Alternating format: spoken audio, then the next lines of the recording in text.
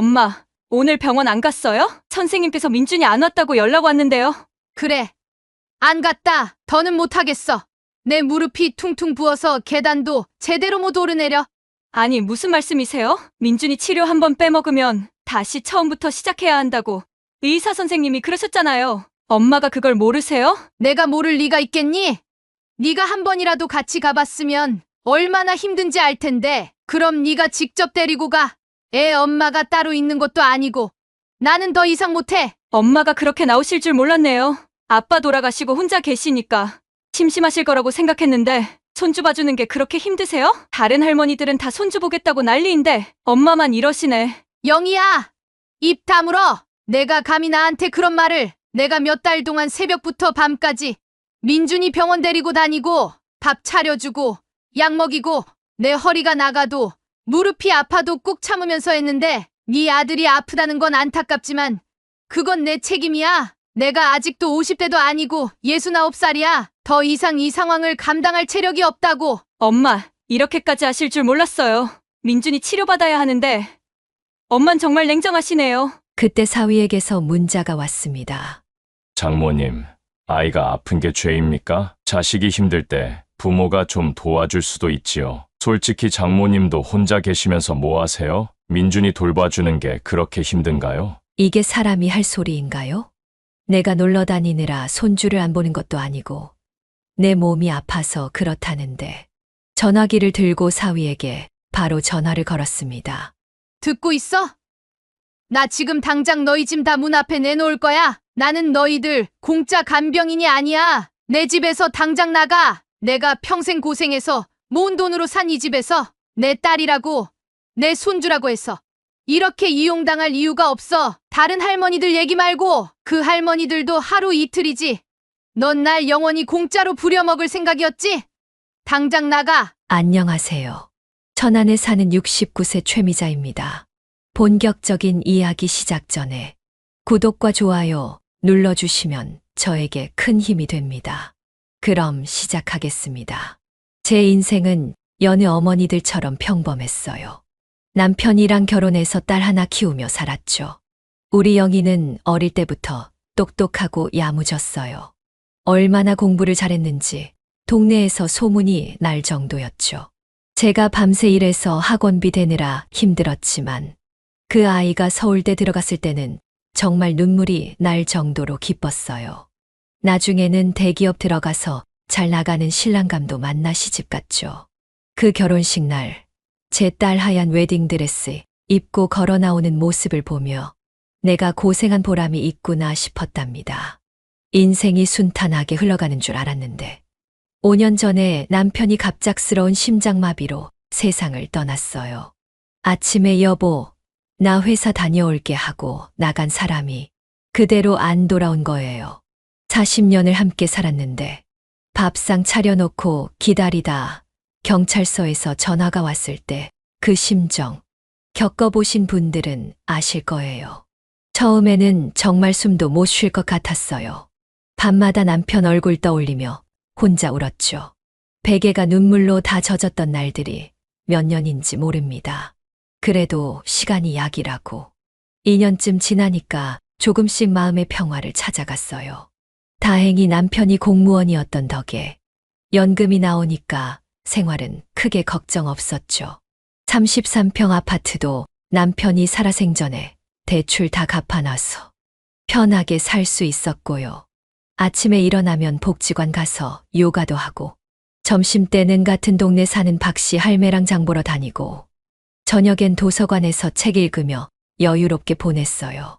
사람 욕심이 끝이 없다더니 이제 좀 편하게 살아보나 싶었는데 그러던 어느 날이었어요. 비가 오던 저녁 딸아이가 손주를 데리고 짐을 한가득 들고 현관문을 두드렸을 때 제 인생의 두 번째 태풍이 시작된 줄은 꿈에도 몰랐답니다. 그때 문을 열어주지 말걸. 지금 생각하면 그날이 제 평화로운 노후의 마지막 날이었네요. 엄마, 한 달만 도와주세요. 딸 영희가 어느 날 갑자기 손주 민준이를 데리고 제 집을 찾아왔습니다. 5살인 민준이는 태어날 때부터 조금 특별했습니다. 자폐 스펙트럼 진단을 받았고 주기적으로 특수 치료를 받아야 했죠. 딸은 눈물을 글썽이며 말했습니다. 민준이 치료받아야 하는데 병원이 엄마 집 근처예요. 병원 가까운 곳으로 이사하려고 했는데 너무 갑작스러워서 집을 구하지 못했어요. 한 달만 여기 머물게 해주세요. 제 마음이 짠해졌습니다. 손주가 아프다는데 어찌 문전박대할 수 있겠습니까? 게다가 한 달이라는 시간은 그리 길지 않다고 생각했습니다. 그렇게 저는 딸 가족을 제 작은 아파트로 맞이했습니다. 처음에는 모든 것이 괜찮았습니다.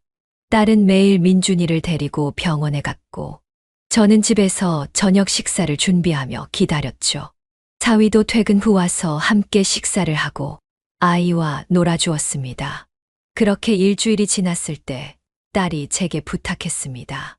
엄마, 내일 중요한 미팅이 있어서 병원에 같이 못 갈 것 같아요. 엄마가 민준이 데리고 한 번만 가주실 수 있어요? 물론이라고 대답했습니다. 제 손주인데 당연히 도와줘야죠. 그렇게 저는 처음으로 민준이와 함께 병원에 갔습니다. 특수 치료실에서 민준이는 선생님과 놀이 치료를 받았고 저는 밖에서 기다렸습니다. 1시간 반 동안의 치료가 끝난 후 민준이는 많이 지쳐 있었습니다. 그날 제가 집으로 데리고 오는 내내 짜증을 내고 울었죠. 그렇게 시작된 병원 동행은 점점 제 일상이 되어 갔습니다. 한 번만이라던 부탁은 일주일에 3번으로, 그리고 매일로 바뀌었습니다. 딸은 매번 다른 이유를 댔습니다. 오늘은 회사에 중요한 프레젠테이션이 있어요. 거래처와 미팅이 있었어. 상사가 갑자기 불렀어. 저는 점점 지쳐갔습니다. 민준이를 데리고 병원에 가는 일은 생각보다 훨씬 힘들었습니다. 자폐가 있는 아이는 낯선 환경에 예민하게 반응했고, 치료실 들어가기 전에 종종 심한 울음과 발버둥을 쳤습니다. 저는 69세의 노인의 몸으로 이 모든 것을 감당해야 했습니다. 한 달이 지나고 딸은 이사 계획에 대해 더 이상 언급하지 않았습니다. 대신 이런 말을 했죠. 엄마가 집이 가까우니까 좀만 더 다녀주세요. 우리가 새 집 구할 때까지만요. 그리고 또 한 달이 지났습니다. 민준이의 치료는 복잡해졌습니다. 언어치료, 행동치료, 감각통합치료. 일주일에 5번, 각기 다른 시간에 다른 병원을 찾아다니는 일상이 되었습니다. 제 무릎은 퉁퉁 부었고 손목은 밤마다 저렸습니다. 병원 가는 길은 언덕이 많았습니다. 버스를 타고 내려서도 10분은 걸어야 했죠. 민준이는 가끔 걷기를 거부하고 앉아버리기도 했습니다. 그럴 때면 제가 안아서 들어야 했습니다. 69세의 나이에 5살 아이를 안아드는 일이 얼마나 힘든지 체험해보신 분만 알 것입니다. 집에 돌아오면 쉴 틈도 없었습니다. 민준이는 특별한 식이요법을 따라야 했기 때문에 저는 매 끼니마다 별도의 음식을 준비해야 했습니다. 글루텐 프리, 유제품 없는 식단. 예전에는 들어보지도 못한 용어들이 제 일상이 되었습니다. 밤에는 민준이가 자주 깼습니다. 남편이 살아있을 때도 한 번도 겪어보지 못한 수준의 극심한 피로가 저를 덮쳤습니다. 하지만 누구 하나 제게 괜찮냐고 묻지 않았습니다. 딸은 점점 집에 늦게 들어왔고 사위는 출장이 잦아졌습니다. 제가 민준이를 봐주니 그들은 점점 더 자유로워졌습니다. 주말에도 그들은 잠시 나갔다 올게요 라는 말을 남기고 하루 종일 돌아오지 않았습니다. 어느 날 저녁 저는 딸에게 물었습니다. 영희야, 이사는 언제 할 거니? 딸은 마치 준비된 대답처럼 말했습니다. 엄마, 사실 우리가 알아본 집들이 다 너무 비싸요. 지금 당장은 이사하기 어려울 것 같아요. 엄마가 민준이 봐주는 게 더 좋지 않아요? 어차피 엄마도 혼자 계시고 민준이는 할머니랑 있는 걸 좋아하잖아요. 그 말을 들었을 때 제 가슴이 철렁 내려앉았습니다. 딸은 처음부터 이사할 생각이 없었던 거였나요? 그저 저를 무료 베이비시터로 이용하려는 계획이었던 걸까요? 상황은 점점 악화되었습니다. 사위는 전화를 걸어 마치 제가 당연히 해야 할 일인 양 요구했습니다. 장모님, 이번 주 수요일에도 병원 좀 부탁드립니다. 저희가 중요한 일이 있어서요. 감사의 말 한마디 없이 그저 당연하다는 듯이 말하는 사위의 태도에 서서히 분노가 차올랐습니다. 그러나 저는 참았습니다. 내 딸과 손주를 위한 거야라고 스스로를 위로하며 말이죠. 그러던 어느 날 병원에서 돌아오는 길에 갑자기 제 다리에 힘이 빠졌습니다. 숨이 가빠지고 식은땀이 흘렀습니다. 민준이의 손을 잡고 있던 저는 그대로 병원 복도 의자에 주저앉았습니다. 의사 선생님이 달려와 저를 응급실로 데려갔고 과로로 인한 일시적 저혈압이라는 진단을 받았습니다.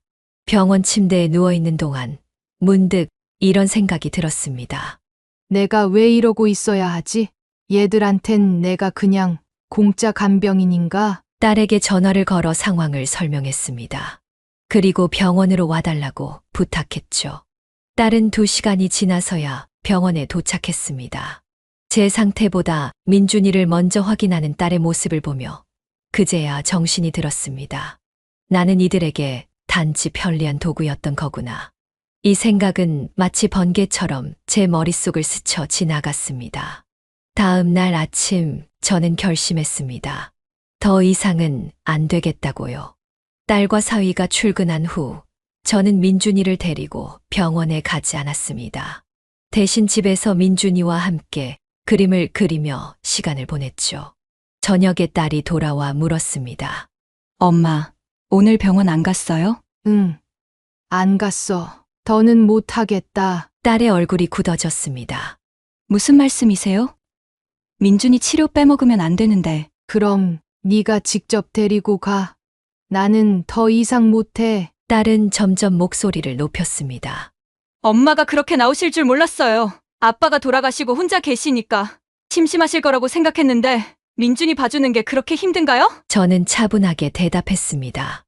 영희야, 네 아들이 아프다는 건 알아. 하지만 그건 네 책임이야. 나는 69살이고 더 이상 이 상황을 감당할 체력이 없어. 딸은 놀랍게도 화를 냈습니다. 엄마, 이렇게까지 할 줄 몰랐어요. 민준이 치료받아야 하는데. 딸의 반응에 저는 경악했습니다. 자신의 책임을 회피하며 오히려 저를 비난하는 딸의 모습이 너무나도 낯설었습니다. 딸을 어떻게 그렇게 이기적으로 키웠는지 자책감마저 들었습니다. 그날 밤 사위로부터 문자가 왔습니다. 장모님, 아이가 아픈 게 죄입니까? 자식이 힘들 때 부모가 좀 도와줄 수도 있지요. 솔직히 장모님도 혼자 계시면서 뭐 하세요? 민준이 돌봐주는 게 그렇게 힘든가요? 그 문자를 읽는 순간 제 안에 있던 무언가가 뚝 하고 끊어지는 느낌이 들었습니다. 저는 더 이상 참을 수 없었습니다. 바로 사위에게 전화를 걸었습니다. 사위, 듣고 있어? 짐 챙겨서 지금 당장 나가게. 사위는 당황한 듯 했습니다. 장모님, 무슨 말씀이세요? 내 말 못 알아들었어? 당장 짐 싸서 나가라고. 이 집은 내 집이야. 더 이상 너희들의 무료 간병인으로 살고 싶지 않아. 전화를 끊고 나니 온몸이 떨렸습니다. 평생 한 번도 누구에게 이렇게 강하게 말한 적이 없었거든요. 하지만 이제는 달랐습니다. 나는 나를 지켜야 했습니다. 그날 밤 딸과 사위는 늦게 돌아왔습니다. 제 방문은 굳게 잠가놓고 마치 아무 일도 없었던 것처럼 잠을 청했습니다. 다음 날 아침 저는 일찍 일어나 민준이의 짐 가방을 정리해 현관 앞에 두었습니다. 딸이 놀란 얼굴로 물었습니다. 엄마, 이게 무슨 짓이에요? 내 뜻은 확고해. 오늘 당장 나가줬으면 해. 딸은 눈물을 글썽이며 말했습니다. 엄마, 제발요. 민준이 때문에 그러는 거예요? 민준이가 너무 시끄럽고 힘들어서? 민준이도 자기 맘대로 그러는 게 아니에요. 이건 민준이 탓이 아니야. 너와 네 남편이 내 희생을 당연하게 여겨서 그래. 나는 기계가 아니야. 나도 지친다고. 아프다고. 그날 오후 딸과 사위 그리고 민준이는 결국 짐을 싸서 제 집을 나갔습니다. 딸은 떠나면서 마지막으로 이렇게 말했습니다. 엄마 없는 셈 치겠습니다. 2번 다시 연락 안 할게요. 문이 닫히는 소리가 들리고 저는 그대로 소파에 주저앉았습니다. 눈물이 왈칵 쏟아졌습니다. 하지만 그것은 슬픔의 눈물만은 아니었습니다. 그동안 참아왔던 모든 감정이 한꺼번에 터져 나온 것 같았습니다. 분노, 상실감, 그리고 이상하게도 해방감까지. 딸의 전화번호와 사위의 번호를 모두 차단했습니다. 이제 다시는 그들이 제게 연락할 수 없게 말이죠. 그렇게 저는 다시 혼자가 되었습니다. 처음으로 고요한 아침을 맞이했습니다. 아무도 저를 부르지 않고 누구의 도움도 필요로 하지 않는 평화로운 아침이었습니다. 텅 빈 집이 이렇게 평화롭게 느껴진 건 처음이었습니다. 어느덧 3개월의 시간이 흘렀습니다. 그동안 딸은 한 번도 연락하지 않았습니다. 가끔 민준이 생각이 나서 마음이 아플 때도 있지만 그것도 제 감정의 일부분일 뿐입니다. 이제 저는 제 자신을 위한 시간을 갖기 시작했습니다. 복지관에 다시 나가기 시작했습니다. 중단했던 요가 수업도 다시 듣고 새롭게 시작한 수채화 교실에서는 제법 솜씨가 늘어 선생님께 칭찬도 받았습니다. 동네 도서관에서는 책을 읽고 가끔은 동년배 친구들과 차도 마시며 수다를 떱니다. 제 휴대폰에는 아직도 민준이 사진이 가득합니다. 가끔 그 사진들을 보며 아이가 잘 지내고 있는지 궁금해하기도 합니다. 그럴 때면 이렇게 중얼거립니다. 다정했던 아이지만 내 인생을 송두리째 맡길 수는 없어. 가끔은 제가 너무 냉정했던 것은 아닌지 자책할 때도 있습니다. 하지만 곧 이런 생각이 듭니다. 내가 자식에게 충분히 헌신했고 이제는 나를 위한 시간이 필요하다고요. 나이 들어 혼자 된 어머니라고 해서 자식의 모든 짐을 떠안아야 할 의무는 없습니다. 어제는 오랜만에 친구들과 함께 여행을 다녀왔습니다. 강원도의 작은 펜션에서 하룻밤을 보내고 왔죠. 그곳에서 우리는 서로의 인생 이야기를 나누었습니다. 놀랍게도 저와 비슷한 경험을 한 친구들이 많았습니다. 자식들에게 희생을 강요받고 노년의 삶을 빼앗긴 이야기들이요. 우리 나이에 가장 중요한 건 뭐라고 생각해? 친구의 질문에 저는 잠시 생각하다가 대답했습니다. 건강과 자유가 아닐까? 아무리 가족이라도 내 건강과 자유를 빼앗을 권리는 없어. 친구들이 모두 고개를 끄덕였습니다. 우리는 각자의 방식으로 인생의 후반전을 살아가는 중이었습니다. 지난주에는 복지관 요가 수업에서 만난 김종수 씨와 카페에 가서 차를 마셨어요. 그분은 저보다 3살 많은 72세인데 부인을 3년 전에 잃고 혼자 사신대요. 처음엔 그냥 복지관에서 인사만 나누는 사이였는데 어쩌다 보니 서로 사정을 털어놓게 되더라고요. 그분도 아들한테 손주 봐달라고 떠밀려서 고생했던 경험이 있으시더라고요. 최 선생님, 우리 나이에는 미안하다는 말보다 고맙다는 말을 더 많이 들어야 해요. 라고 하시는데 가슴이 뭉클했어요. 다음 주 화요일에는 같이 롯데시네마에서 윤여정 할머니 나오는 영화를 보기로 했어요. 그분이 저랑 나이 차이도 별로 안 나는데 같이 보시면 재미있을 것 같아요. 라고 하시더라고요. 남편 돌아가고 나서 처음으로 누군가와 영화를 보러 간다는 생각에 설레더라고요. 옷장에서 깔끔한 블라우스도 꺼내봤어요. 이제 제 삶의 주인은 저예요. 예전엔 누가 부탁하면 어떻게 거절하지 하며 괜히 눈치 보고 미안해했는데 이젠 달라요. 복지관에서 김 할머니가 미자야, 내가 병원 갈 일 있는데 같이 가줄래? 하면 일단 제 스케줄부터 확인해요. 요가 수업 있는 날이면 아이고 미안해. 그날은 내가 복지관 가는 날이야 라고 자연스럽게 말하죠. 동네 슈퍼 아주머니가 사장님 부모님 돌아가셔서 장례식장 도우미 좀 해달라고 하면 예전 같으면 그럼요. 당연히 도와드려야죠 했을 텐데 이젠 요즘 무릎이 아파서 오래 서 있기가 힘들어요 라고 솔직하게 말해요. 이게 이기적인 걸까요? 아니에요.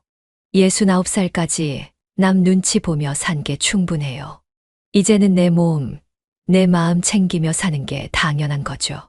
가끔 길에서 민준이와 비슷한 또래의 아이들을 보면 가슴이 찡해지기도 합니다. 하지만 그때마다 스스로에게 다짐합니다. 됐어. 나 이제 나를 위해 살아야겠어. 이것은 포기가 아닙니다. 새로운 시작입니다. 자식을 사랑하는 마음은 변함없지만 그 사랑이 자신을 희생하는 것까지 포함할 필요는 없다는 것을 배웠습니다. 제 나이에 깨달은 가장 소중한 지혜입니다. 자식 없이도 괜찮습니다. 이젠 나를 위해 살렵니다. 그것이 제 인생의 후반전에 내린 결단입니다. 여러분의 인생에도 때로는 단호한 결정이 필요할 때가 있을 것입니다. 그때 망설이지 마세요. 여러분의 행복을 위해 아니오라고 말하는 것도 때로는 필요합니다. 여러분의 남은 인생이 여러분의 것이기를 진심으로 응원합니다. 저의 이야기는 여기까지입니다. 사연이 마음에 와닿았다면 구독과 좋아요 꼭 눌러주세요. 그리고 댓글로 여러분의 생각도 나눠주세요. 여러분의 앞날에 항상 행복과 건강이 함께하길 바랍니다. 사연 세상이었습니다. 감사합니다.